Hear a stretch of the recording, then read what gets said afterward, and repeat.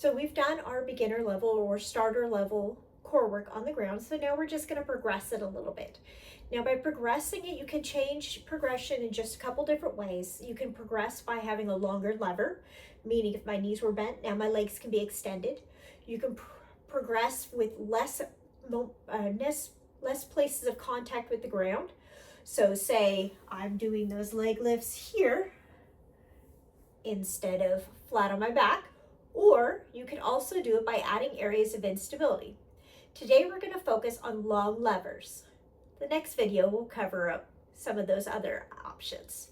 So we're going to start on our back again, and we're going into our longer levers this time. So we're going to start with our legs stretched out. We're going to lift one leg up, lower it down, and then lift the other leg and lower it down. So the exact same exercise we did with our knee taps, our toe taps, we're going to now be doing with a longer lever.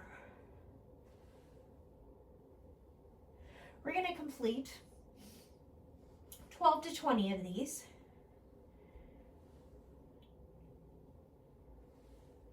And then we're going to bring our knees up into tabletop. Bring our knees up into tabletop. We're going to extend them up towards the ceiling. Again, we're focusing on not moving from that pelvis, but moving just from that hip socket. My hands are pressed into our mat, not under your hips. That tilts your pelvis and puts more pressure on your lower back. We're going to only lower our legs to that point where that lower back is still staying stable on that mat. If it starts to arch, you lift back up. So you're only going down to that point and lifting the back up. Even if it's right here, and that is your small range of motion, that's still a lot of work. You should be feeling some work in your core. You should feel yourself pulling your belly button down towards your back and really using that core to lift and lower your legs.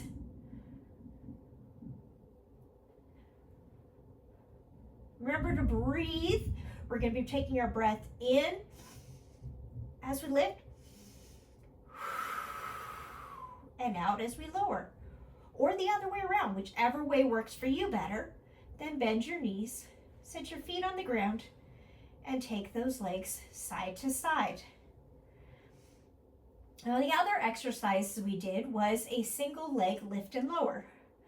Now we did the double leg lift and lower, but there's another way we could do that. We could do that as a scissor. So to do our scissor, we're going to start with one leg up at 90 and one leg out at our 45.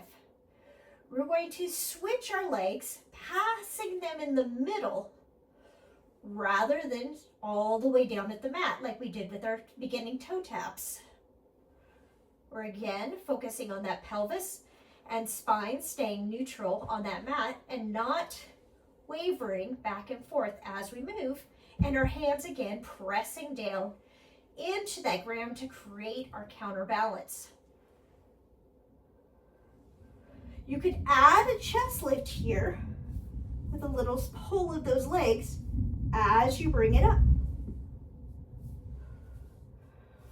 Or just a chest lift up, holding it up while you move those legs. Again, that would be our less points of contact with the mat. Bending our knees in, lowering our head, neck, and chest, taking our whole body into a twist, side to side. And the last leg exercise we did was those little circles. Now this is a lot more difficult with that longer lever. So we're going to start with our legs up higher. So we're going to start with that tabletop and our legs up at the ceiling. And we're going to take our arms out to a T, so out to the sides. And we're going to draw those little circles in one direction. So both legs are moving together. Now to increase the difficulty on this, you lower your legs further into that angle, closer to that 45, to increase that intensity.